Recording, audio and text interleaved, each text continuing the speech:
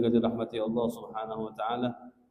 Bersyukur kepada Allah Subhanahu wa taala pada malam hari yang mulia ini kita dikumpulkan kembali, dipertemukan kembali oleh Allah Subhanahu wa taala, tentunya di dalam agenda kita di setiap bulannya, yang mana insyaallah dengan agenda ini kita berharap Allah Subhanahu wa taala terima segala amal kita.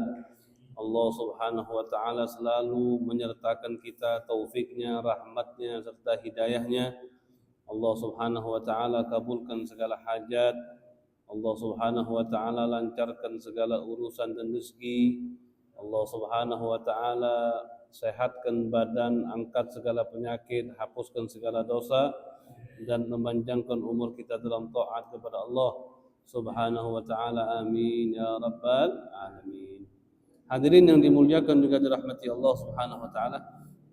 Alhamdulillah di bulan yang lalu kita sudah menyelesaikan pembahasan yang berkaitan dengan babul istinja, ya.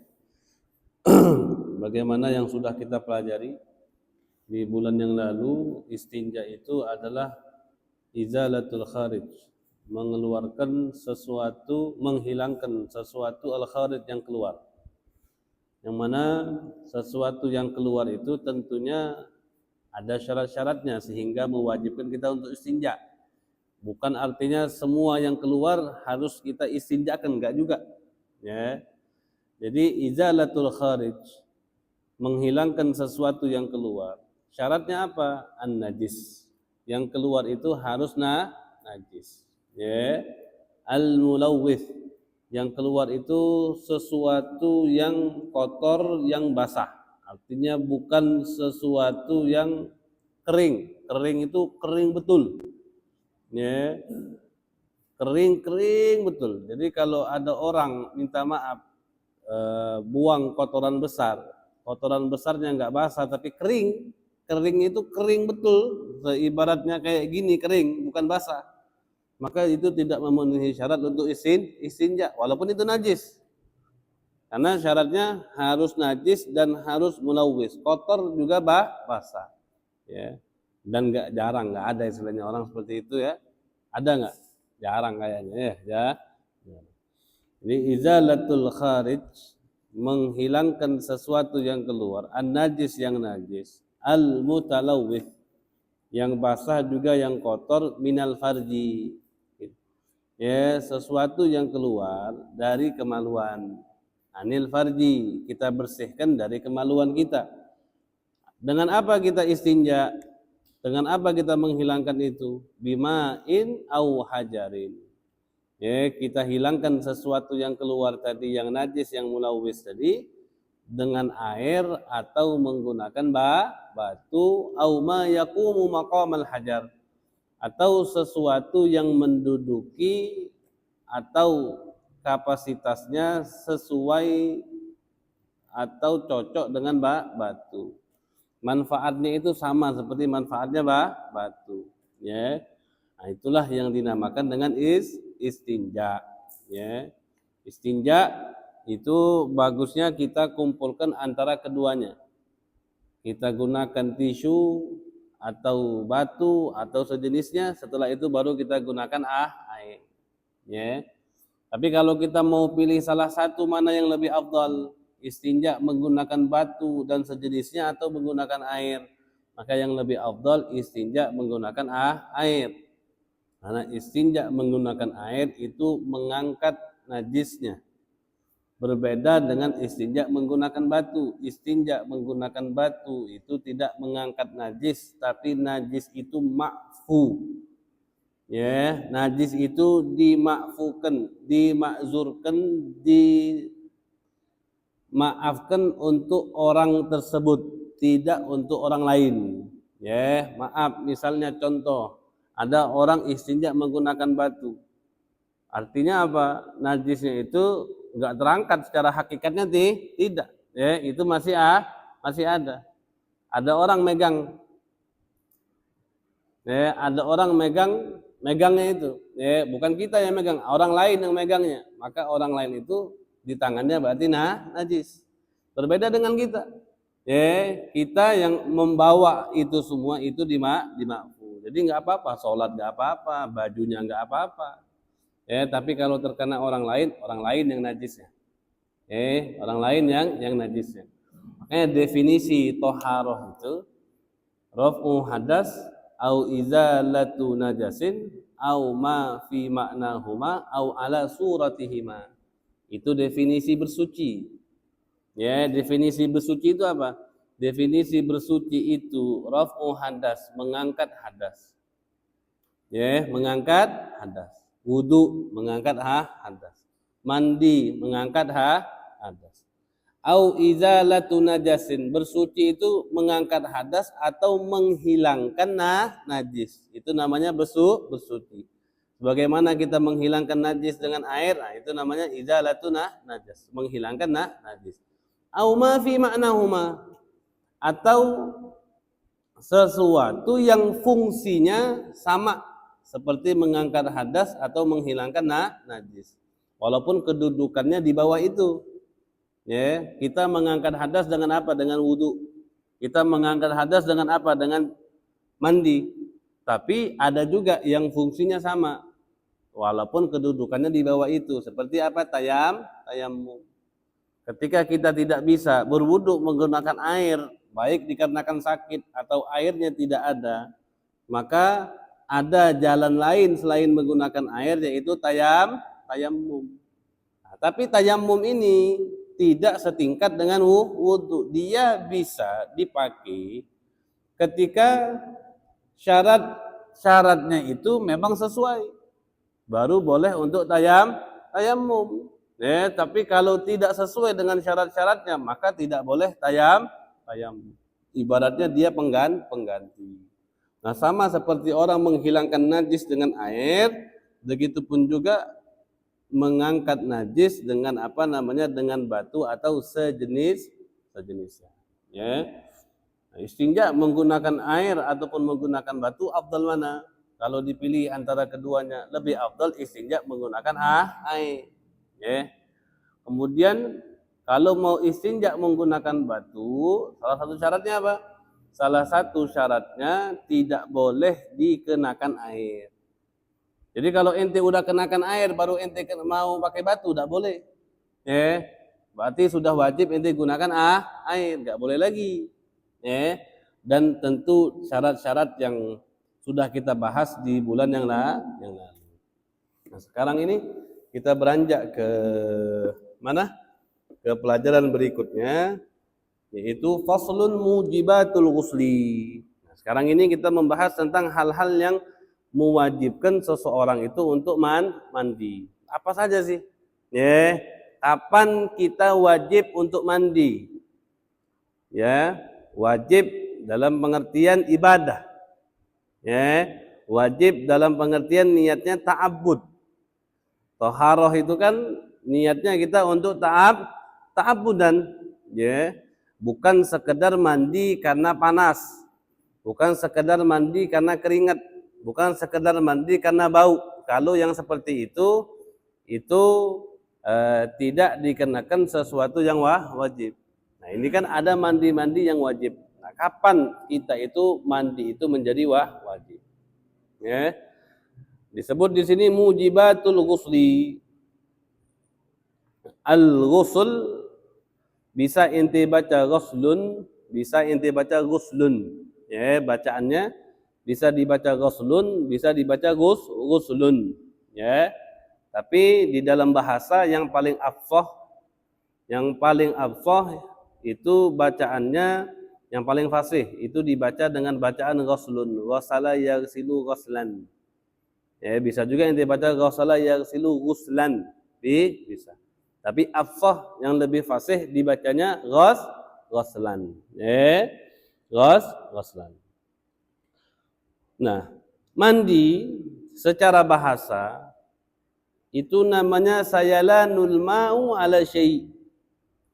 Mengalirkan air atas sesuatu, itu namanya mandi atau ghusl secara bahasa. Kita mengalirkan air, airnya itu mengalir. Bukan artinya ente ambil, ente ceplok kayak gini, itu bukan mandi namanya. Tapi sayalanul ma, airnya mengalir. Ala syai'in atas sesuatu. Itu menurut bahasa. Tapi kalau menurut syariat, pengertian mandi itu adalah sayalanuhu ala jami'il badan. Mengalirnya air atas seluruh badan. Mengalirnya dengan cara apa? Bisa ente pakai gayung, bisa juga dengan ente pakai shower, bisa juga dengan ente pakai keran, bisa juga dengan ente pakai apa lagi? Nyebur. Nah, itu namanya sayalanul ma ala jami'il badan. Mengalirnya air atas seluruh badan biniyah. Tentunya dengan niat. Ya, tentunya dengan niat.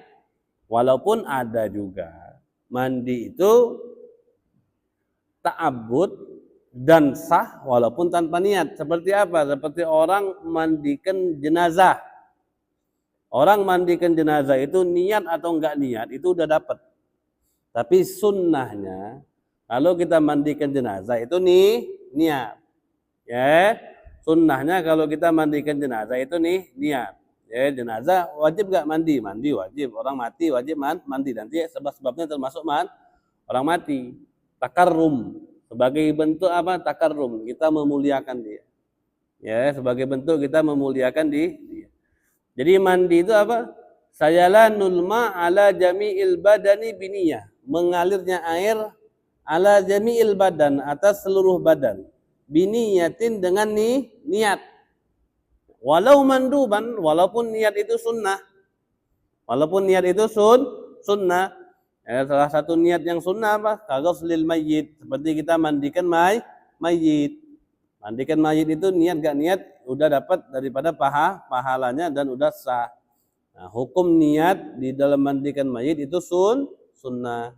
Tapi kalau kita mandi wajib, nah itu wajib. Ya, wajib untuk niat. Ya, seperti itu. Akan disebutkan di sini mujibatul ghusli, hal-hal yang mewajibkan seseorang untuk mandi. Apa saja? Yang pertama, ya, seseorang itu wajib mandi dengan apa? Al-maut, dengan mati. Nah, ketika orang itu mati, meninggal, maka wajib untuk dimandikan. Ya, baik meninggalnya dengan apapun itu kecuali syahid. Ya, mau dia kecelakaan pesawat kayak tenggelam kayak, ya, atau apalagi ketimpa tsunami atau timpa apa? Longsor kayak, ya, wajib mandi. Ya, wajib mandi. Fadakhala as-sigtu al-baligh arba'ata ashhur wa illam tadhhar fihi amaratu hayah. Termasuk juga yang wajib untuk dimandikan as-sigit al-baligh. As-sigit al-baligh ini siapa? As-sigit al-baligh ini orang yang kegugurannya. Tapi umur kandungan yang gugur itu sudah mencapai 4 bulan. Sudah mencapai 4 bulan. 4 bulan itu kan udah terbentuk daripada badan. Ya, udah terbentuk daripada badan. Badan anak itu kan udah ada bentuknya. Ya, udah ada bentuknya. Maka ketika anak itu meninggal, maka wajib untuk dimandikan. Walaupun enggak tampak daripada tanda-tanda kehidupan, ya, tetap dimandikan. Nah, itu yang pertama. Jadi kewajiban mandi yang pertama apa? Orang meninggal. Ketika orang itu meninggal, maka dia wajib mandi. Kemudian yang kedua, al-haidu, haid. Ya, haid, perempuan yang haid. Artinya bukan pas dia haid dia wajib mandi, enggak. Orang haid, orang nifas, ketika darah dia keluar, maka dia enggak boleh mandi atas niat toharo, enggak boleh, haram hukumnya. Ya, orang yang masih dalam keadaan haid, yang masih dalam keadaan nifas, itu tidak boleh mandi dengan niat toharo, enggak boleh. Kecuali ada pengecualian ketika Idul Fitri, ya, ketika Idul Fitri atau Idul Adha sunnah, ada apa-apa. Tapi di waktu-waktu yang lain seperti dia mau mandi sholat tarawih, padahal dia haid kan, tapi mau mandi aja nyambut malam Ramadan, atau dia mau mandi Jumat, Nah, itu tidak boleh. Mandi atas niat toharoh. Ya, perlu dipahami nih. Mandi atas niat toharoh. Karena itu namanya ta'abbud, nggak boleh. Tapi kalau dia mandi biasa saja, ya biasa, nggak apa-apa. Ya, mandi bersih, mandi wangi, mandi apa ya nggak masalah. Ya. Nah, jadi kewajiban orang haid, jadi yang kedua haid, yang ketiga nifas. Kewajiban orang haid ataupun orang nifas, ya, kapan dia wajib mandinya? Ketika dia sudah yakin darah yang keluar tadi berhenti. Ya, dia haid, habis haid udah seminggu berhenti darahnya. Nifas, habis nifas 40 hari berhenti darahnya. Yakin dia udah berhenti darahnya. Nah, disitulah dia wajib mandi. Bukan artinya ketika dia keluar darah dia wajib mandi, enggak. Ketika darah itu telah berhenti. Ya, ketika darah itu berhenti baru dia wajib mandi. Ya. Kemudian al-wiladah. Al-wiladah, perempuan yang melahirkan. Perempuan yang melahirkan. Walau alagatan wa mudghah. Walaupun yang dia keluarkan hanya sekedar gumpalan darah atau sekedar gumpalan daging. Walaupun misalnya melahirkannya bukan normal operasi, tetap dia harus mandi. Daging ataupun gumpalan daging atau gumpalan darah itu harusnya ditanyakan dulu sama bidannya atau ditanyakan dulu sama susternya atau yang paham. Seperti misalnya kalau sini apa namanya? Dukun beranak bukan namanya? Dukun beranak, ya. Sama aja berarti kan namanya, ada yang namanya dukun beranak. Ibaratnya kalau misalnya ada keluar gumpalan darah atau ada keluar gumpalan daging itu, ya itu bisa ditanya apakah ini janin atau bukan. Ketika dikatakan gumpalan darah itu adalah janin, maka dia wajib mandi. Tapi kalau gumpalan darah atau daging itu bukan janin, maka dia nggak wajib mandi. Dia nggak wajib mandi. Terkadang ada orang yang keluar gumpalan daging atau darah dari rahimnya. Kadang itu bukan apa namanya, bukan janin atau bukan apa. Ya. Nah, kenapa harus mandi? Kenapa harus mandi? Disebutkan di sini li'anna dzalika maniyyun mun'aqid. Karena gumpalan darah atau daging tadi atau anak yang keluar tadi itu ibaratnya sperma. Dia kan datangnya dari mana? Bisa ada anak, bisa ada gumpalan daging, bisa ada gumpalan darah tadi yang kalau orang keguguran. Itu datangnya dari mana? Itu datangnya dari sperma. Jadi seakan-akan ibaratnya spermanya keluar lagi, maka dia harus mandi. Seperti itu. Walau bila rutubatin. Walau bila rutubatin, walaupun misalnya ada orang melahirkan misalnya nggak ada cairan sama sekali. Misalnya, keluarnya kering.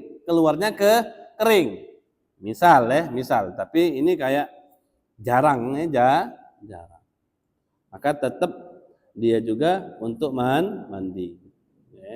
Wal janabah, kemudian yang keempat, apa yang mewajibkan seseorang untuk mandi? Al janabah, junub. Junub. Orang junub itu wajib mandi. Nah, tapi junub ini ada dua. Orang junub itu ada dua. Orang dikatakan junub itu ada dua. Atau sebab orang dikatakan junub itu ada dua. Yang pertama apa? Yang pertama khurujul mani.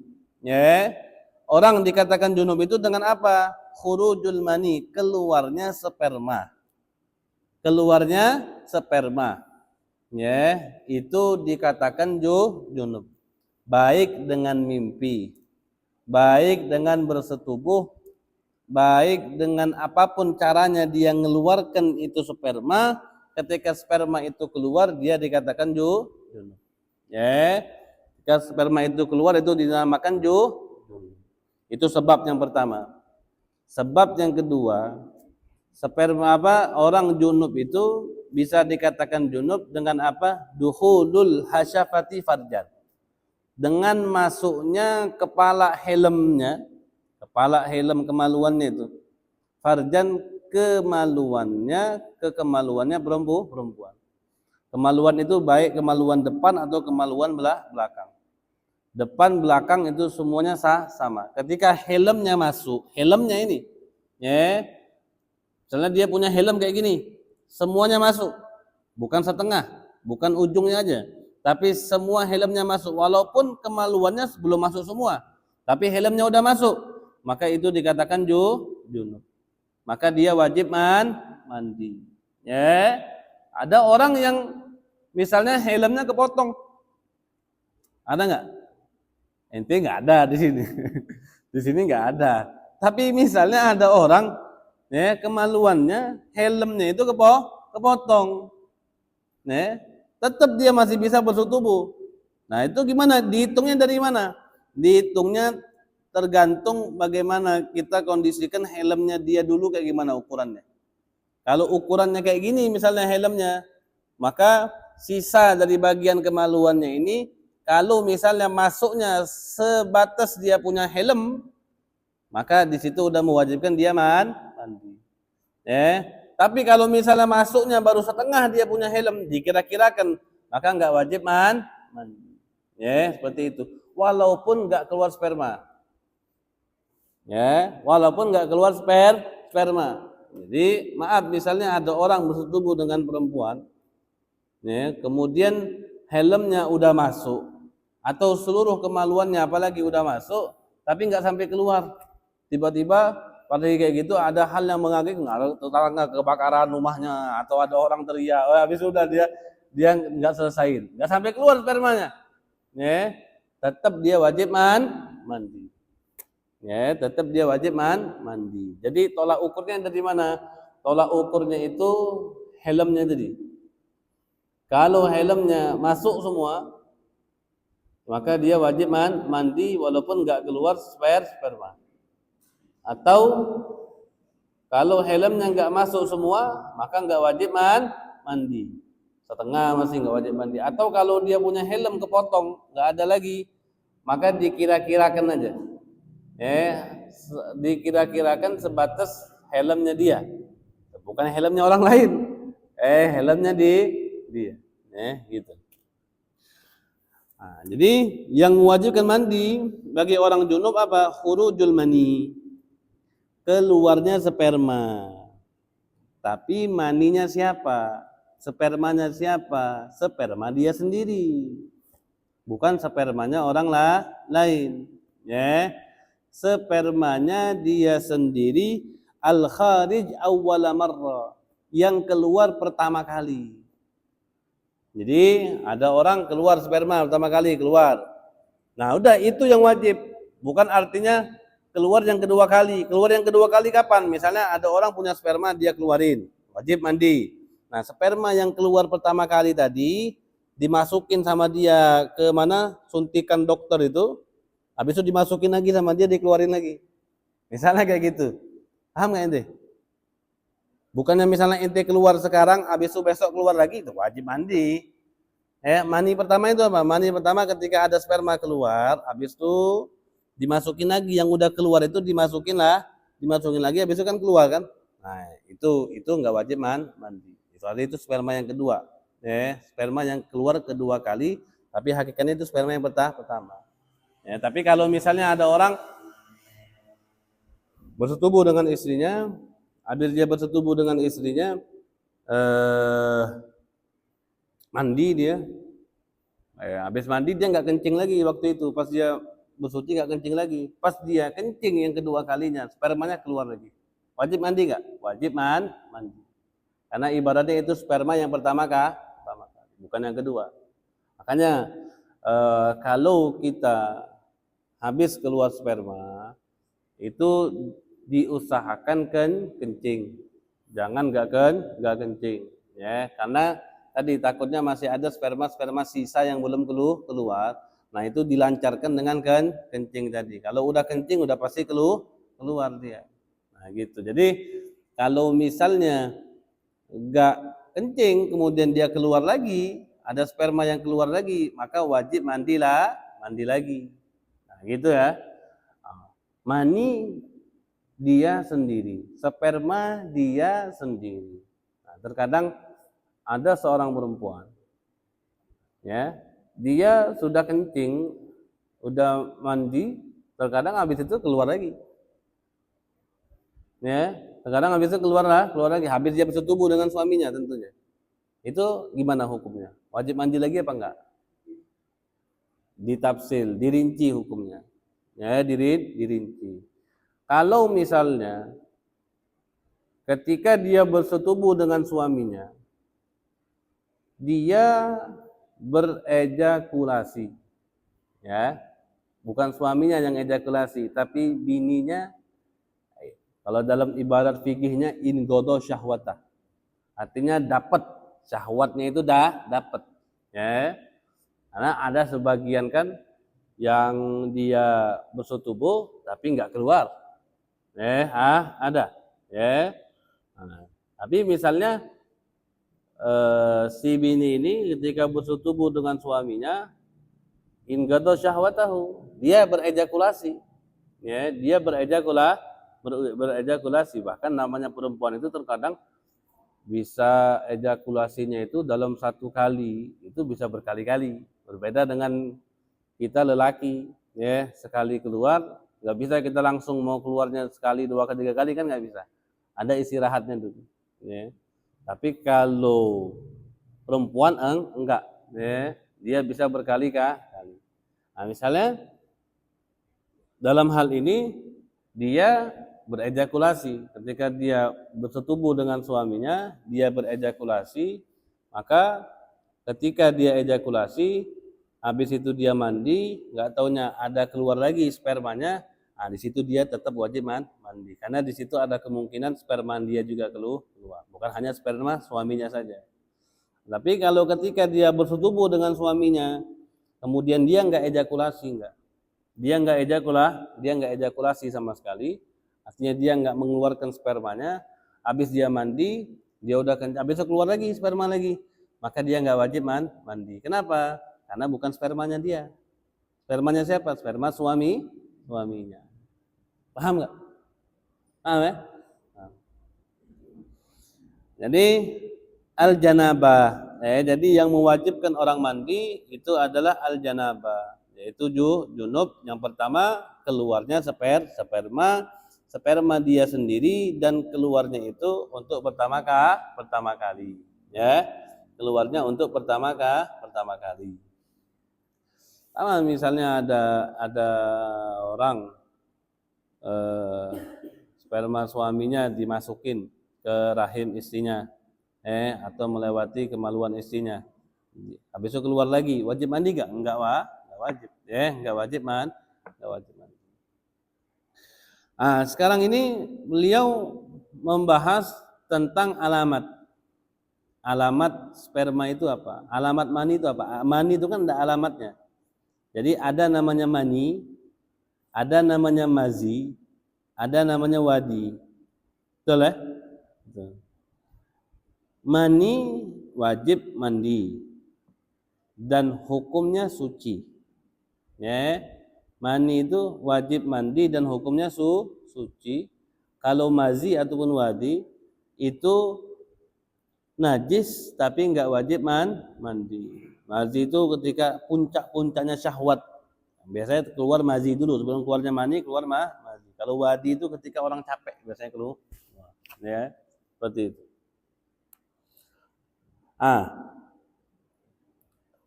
Alamat kita mengetahui itu sperma atau bukan, ada 3 alamat. Ada 3 alamat, ya. 3 alamat ini enggak harus terkumpul semuanya, enggak. Yang penting satu aja ada, maka itu udah dikatakan yang keluar sperma. Apa yang pertama? Yang pertama yu'rab bi tadaffuqihi. Sperma itu bisa dikenal dengan tadaffuk. Tadaffuk itu yakhruj dafa'at. Jadi keluarnya itu enggak langsung kayak kencing, enggak. Keluarnya itu berangsur, zet. Kayak gitu. Berangsur, ya, bukan kayak kencing, tapi keluarnya dafa'at. zat gitu, ada jeda dia, ada jeda untuk keluar, nggak langsung semuanya keluar. Itu namanya sperma. Jadi kalau misalnya ada orang mengeluarkan cairan, kemudian modelnya seperti itu, walaupun misalnya baunya nggak bau sperma atau nggak lezat, kayak biasa aja kayak orang kencing gitu, tapi keluarnya zet kayak gitu, nah itu dikatakan sperma. Dia wajib mandi, itu yang pertama. Yang kedua, lazzah bi khurujihi. Yang kedua, sperma itu diketahui juga dengan kalau dia keluar lezat, enak. Keluarnya itu pasti ada rasa enaknya, rasa lezatnya. Itu sperma itu yang kedua. Kemudian yang ketiga, aurihi ajinin ratban. Kalau basah sperma itu, baunya itu seperti bau adonan roti dari tepung. Kalau basah, sperma itu kalau basah, baunya seperti apa? Baunya seperti adonan roti yang terbuat roti itu dari tepung tuh ya. Nah, itu adonan gitu. Kalau basah, kalau spermanya basah. Au bayadi baydin jafan. Atau kalau spermanya kering, itu baunya kayak putih telur. Ya, jadi sperma itu kalau basah, baunya kayak adonan roti. Tapi kalau spermanya kering, itu baunya itu kayak putih telur. Itu ciri-ciri sperma. Ciri-ciri mani. Ya, jadi diketahui dari hal apa? Dari 3 hal ini. Bitadafuk keluarnya itu bertahap, kemudian lezat ketika keluar. Kemudian yang ketiga, kalau sperma itu basah, baunya seperti adonan roti. Kalau sperma itu kering, baunya itu kayak putih telur. Nah, itu 3 hal ini yang apa namanya, yang bisa kita ketahui sperma atau bukan. Ya, nah seperti itu. Tapi kalau kita keluar dari 3 ini nggak ada atau kita ragu misalnya, ya kalau kita mau cari 3 sifat ini kita bingung sudah, ya kita tinggal pilih aja mau mazi atau mani gitu. Kalau ente bilang ini mani maka ente wajib mandi. Kalau ente bilang ini mazi berarti ente wajib wudu. Kemudian sarung yang kena atau celana yang kena itu najis. Udah itu aja. Ya, bedanya seperti itu. Wa bi iladil hasyafati au qadriha fi farjin walau duburan au farji mayyitin au bahimah, juga mewajibkan orang mandi bi iladil hasyafah, dengan masuknya kepala helm tadi, au qadriha, atau kalau orang yang tadi Anda bilang hilang kepala helmnya, berarti diukur kepala helmnya yang hilang tadi berapa. Ketika itu masuk kemana? Fi farjin, masuk kepada kemaluan depan. Au duburan, walaupun masuknya itu ke dubur, bagian belakang. Maka itu mewajibkan orang untuk mandi walaupun enggak keluar sperma. Au farji mayyit, enggak ada orang hidup, orang mati sama dia. Ada enggak kasusnya? Ada kan kasusnya, sebagian kasusnya, ada enggak? Ada orang menyetubuhi orang yang sudah mati. Yang udah mati disetubuhin sama orang. Bagaimana hukumnya? Yang menyetubuhi tadi wajib mandi. Mayitnya wajib mandi apa enggak? Mayitnya enggak wajib mandi. Enggak wajib, baru dimandiin dia. Misalnya ada suami mandiin istrinya tapi dia masih terkenang kan? Akhirnya disetubuhi sama dia, bininya. Dia udah mandi mayitnya, enggak wajib mandi. Kenapa? Karena dia enggak ada taklif lagi. Mayit itu enggak ada taklif lagi. Mandinya dia jadi takarruman. Bukan taklifian, bukan. Tapi mayit itu meninggal wajib dimandikin takarruman saja.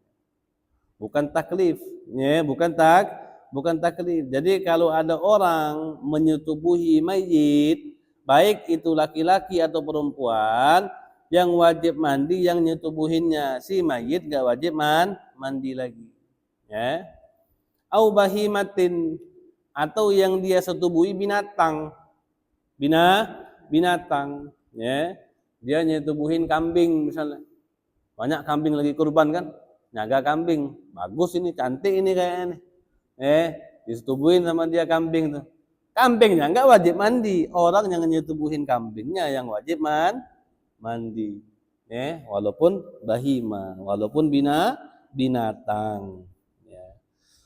Jadi apa saja jadi yang mewajibkan orang mandi? Ada 6 sebenarnya. Ya.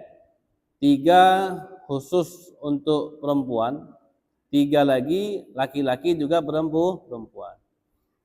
Yang 3 khusus untuk perempuan apa? Haid, nifas, kemudian al-wiladah, melahirkan. Itu khusus perempuan, kita nggak ada itu. Laki-laki dan perempuan mati, karena laki dan perempuan semuanya pasti mati. Kaya miskin mati, sehat sakit mati, berilmu atau enggak berilmu mati, ada jabatannya atau jadi rakyat biasa juga mati. Tadi anak dengar khutbah Jumat ngomongin masalah mati. Sebelum ajal menjemput, bertobatlah. Apa ya bahasa dia tadi? Agak bagus sedikit tadi. Bertobatlah sebelum ajal menjemput, bersedekahlah sebelum kekayaan diambil.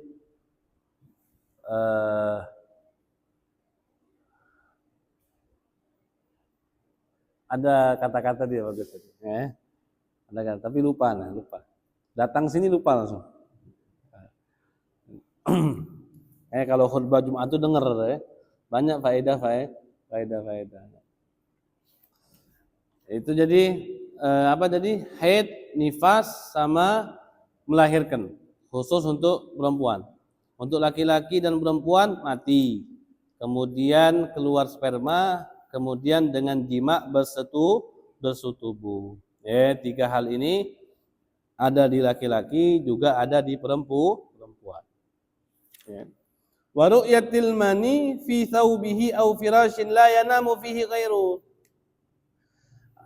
Atau misalnya ada orang melihat sperma di bajunya atau di kasurnya, yang mana kasur tersebut atau baju tersebut enggak dipakai atau enggak ditidurin orang lain selain dia. Tiba-tiba bangun ada sperma.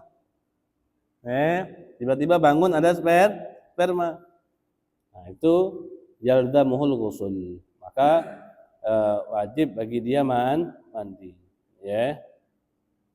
Wa yahrumu bil janabati ma yahrumu bil hadas. Dari itu kewajiban mandi. Sekarang ini yahrumu bil janabah ma yahrumu bil hadas. Jadi apa saja sih yang diharamkan bagi orang janabah? Yang diharamkan bagi orang janabah apa saja? Yang diharamkan bagi orang yang mempunyai hadas kecil itu haram juga bagi orang janabah. Salat haram, tawaf haram, mashul mushaf haram, hamlul mushaf juga haram. Itu yang pertama.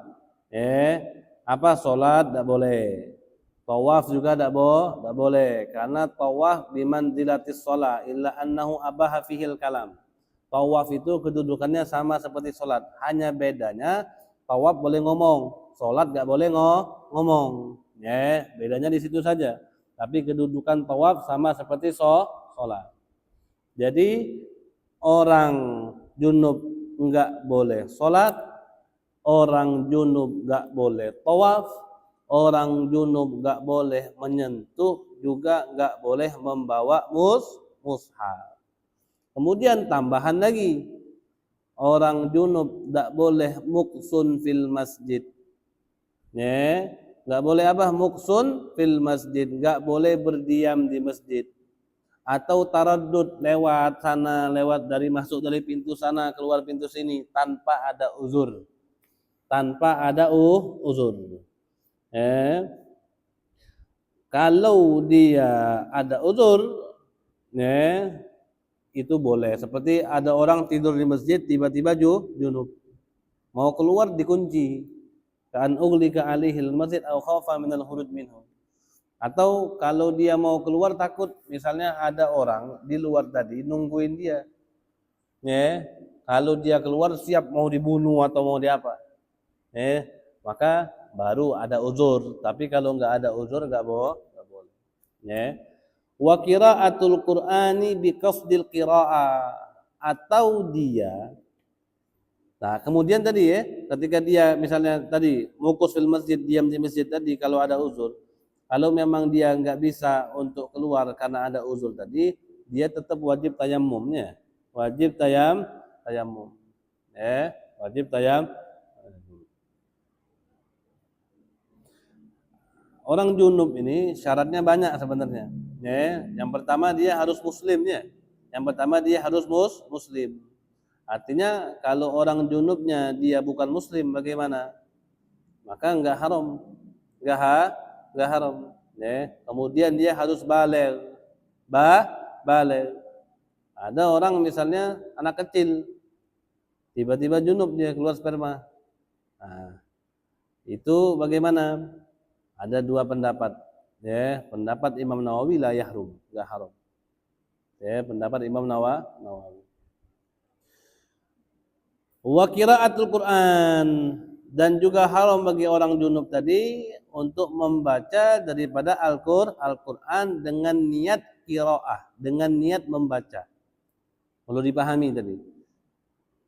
Membaca Al-Quran dengan niat membaca daripada Al-Quran tadi itu tidak boleh. Untuk orang junub tidak boleh. Tapi kalau dia niatnya zikir, kalau dia niatnya tahassun, penjagaan diri, dia enggak niat baca Quran. Ana niat baca Allahu la ilaha illa wal hayyul qayyum la ta'khudhuhu sinatun wa la naum lahu ma fis samawati wa ma fil ard. Ana niat baca untuk tahassun, untuk penjagaan diri, karena di dalam situ kita meyakini di situ ada untuk kita menjaga diri baik daripada orang ataupun daripada gangguan-gangguan yang lain, baik dari binatang, baik daripada syaitan, baik daripada iblis. Kalau kita baca bukan untuk niat qiraah tapi untuk niat zikir ataupun tahassun, bahkan sebagian ulama mengatakan untuk murojaah ngulang, walaupun yang dibaca Quran kamilah, juznya itu sempurna 30 juz yang dibaca enggak apa-apa. Tidak apa-apa. Untuk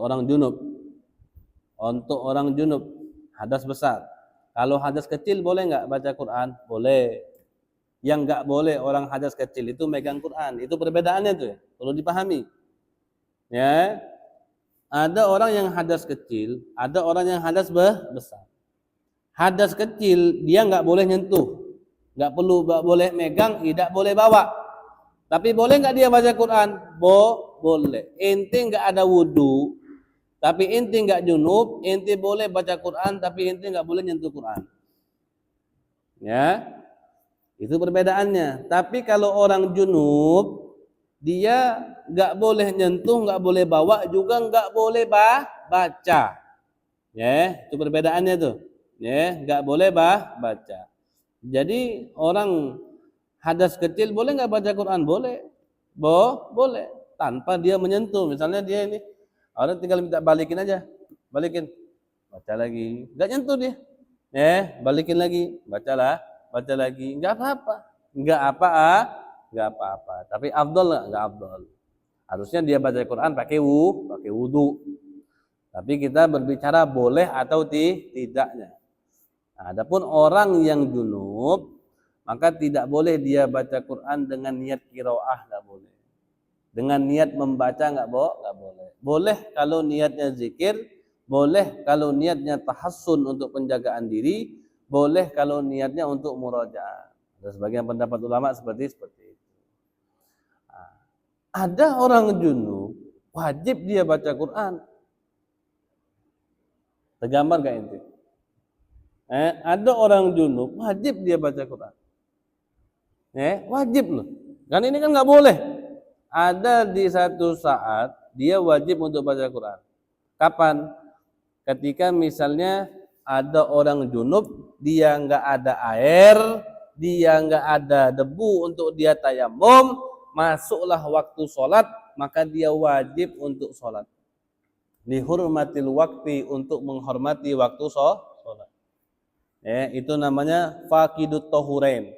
Orang yang nggak dapat atau nggak ada dua benda untuk dia bersuci, nggak ada semua. Airnya nggak ada, debunya, tanahnya juga nggak ada.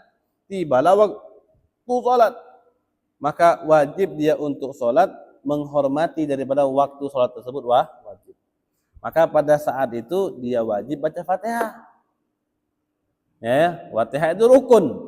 Fatihah itu rukun. Maka dia wajib baca Fatihah. Tapi enggak boleh baca surah. Enggak boleh baca qul huwallahu ahad, Allahu samad, lam yalid walam kufuwan ahad, enggak boleh. Karena pada saat itu walaupun dia sholat dalam keadaan junub, bolehnya atau harusnya dia cuma baca Fatihah saja. Tapi kalau baca suratnya enggak boleh. Nah, itu kondisinya tetap, tapi dia wajib mengulangi sholat nanti. Sholatnya tetap wajib diulang. Dia sholat, makanya enggak ada alasan seseorang itu untuk tidak sholat sama sekali, itu enggak ada. Bahkan untuk orang yang dianggap uzur, seperti sakit, seperti misalnya enggak ada enggak ada air, enggak ada debu atau tanah untuk tayamum, tetap kewajiban sholat itu ada di pundaknya dia. Maka tetap dia wajib untuk sholat. Menghormati daripada waktu yang masuk tadi. Paham enggak? Begitu. Jadi ini yang dimaksud dengan mujibatul ghusli. Jadi hal-hal yang mewajibkan seseorang untuk mandi, dan apa yang diharamkan daripada orang-orang yang mempunyai hadas yang besar tadi. Mempunyai hadas yang besar. Orang junub sama seperti orang haid dan nifas. Perempuan haid yang nifas sama seperti al-junub.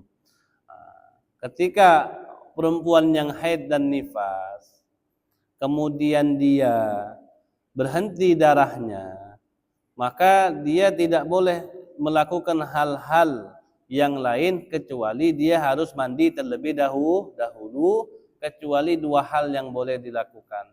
Yang pertama, at-thalaq, diceraikan.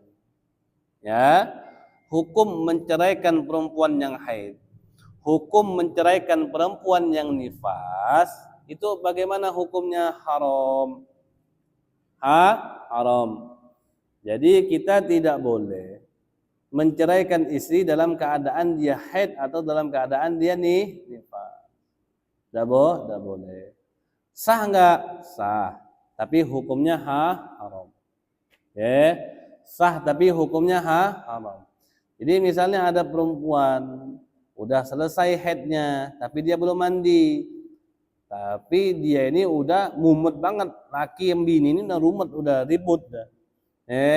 Udah nggak bisa langgeng lagi, udah maunya cerai, pokoknya dua laki bini ini sepakat dia harusnya cerai. Tapi mereka ngerti agama. Jadi mereka nunggu waktu. Mau menceraikan istrinya kapan? Ketika istrinya udah selesai haid. Jadi istrinya bilang udah selesai darahnya, belum mandi lagi nih, boleh nggak nyeraikan? Sudah boleh. Atau puasa.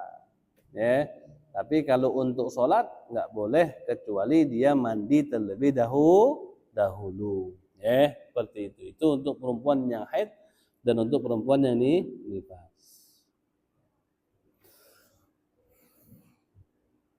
Sampai sini silahkan. Ada pertanyaan? Tafadhol.